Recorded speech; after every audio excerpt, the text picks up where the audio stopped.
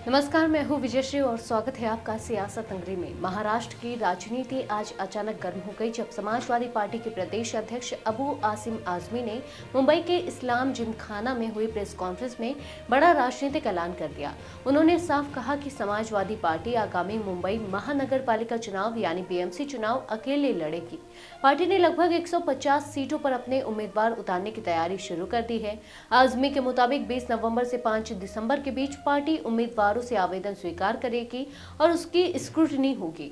उन्होंने यह भी स्पष्ट किया कि प्रत्याशी केवल उन वार्डों से उतारे जाएंगे जहां समाजवादी पार्टी लंबे समय से मजबूत पकड़ रखती है और जीत का साफ संभावित आधार दिखाई देता है।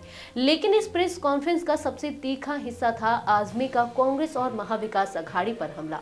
उन्होंने खुलकर कहा कि पिछले चुनाव में समाजवादी पार्टी के साथ स्पष्ट रूप से विश्वासघात किया गया। विधानसभा चुनाव के दौरान नामांकन की आखिरी तारीख तक पार्टी को एक भी सीट नहीं दी गई और बाद में सिर्फ 2 सीटें दी गई, वह भी बिना किसी चर्चा के। आजमी ने कहा कि राष्ट्रीय अध्यक्ष अखिलेश यादव ने उन्हें महाराष्ट्र में अपने निर्णय लेने की पूरी स्वतंत्रता दी है। हालांकि उन्होंने यह भी जोड़ा कि सांप्रदायिक ताकतों को रोकने के लिए धर्मनिरपेक्ष दलों से गठबंधन की संभावना पूरी तरह बंद नहीं है। अपने विधानसभा क्षेत्र गोवंडी की बदहाल स्थिति पर नाराजगी जताते हुए अबू आजमी ने उप मुख्यमंत्री अजित पवार पर भी आरोप लगाया। उन्होंने कहा कि पवार ने इलाके की मरम्मत और विकास कार्यों के लिए फंड देने का आश्वासन दिया था, लेकिन बाद में बताया गया कि वह धनराशि लाडली बहनी योजना में खर्च कर दी गई। आजमी ने आरोप लगाया कि पिछले 4 वर्षों में नगर निगम चुनाव न होने के कारण पूरे शहर और जिलों में विकास रुक गया है और स्थिति बेहद खराब हो चुकी है। उनका यह आरोप भी है कि उनकी पार्टी के पूर्व नगर सेवकों को फंड उपलब्ध नहीं कराया जा रहा, जबकि शिंदे गुट या अजित पवार गुट में शामिल होने वाले नेताओं को तुरंत फंड जारी कर दिया जाता है। आजमी ने इसे सरासर भेदभाव बताते हुए कहा कि जिस पार्टी के लोग वर्षों से जनता की सेवा कर रहे हैं उन्हें ही नजरअंदाज किया जा रहा है। प्रेस कॉन्फ्रेंस में कांग्रेस पर भी तीखा वार किया गया। आजमी ने कहा कि कांग्रेस लगातार हार रही है क्योंकि उसकी नेतृत्व क्षमता कमजोर हो चुकी है। अगर चुनाव से पहले रणनीति और गठबंधन मजबूत तरीके से बनाए जाएं तो नतीजे बेहतर हो सकते हैं।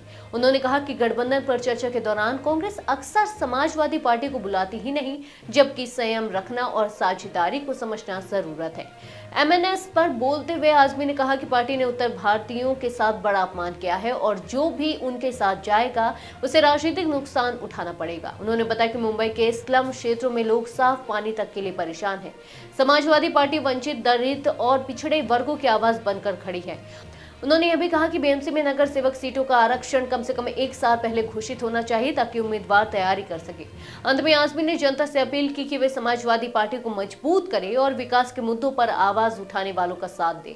प्रेस कॉन्फ्रेंस में विधायक रईस शेख, वरिष्ठ नेता एडवोकेट यूसुफ अब्राहनी सहित कई पदाधिकारी मौजूद रहे। आज के लिए बस इतना ही। अगर आपके इलाके में कोई राजनीतिक लापरवाही, भ्रष्टाचार या जनहित से जुड़ी समस्या है तो आप चुप मत रहिए, अपनी शिकायत हमें भेजिए।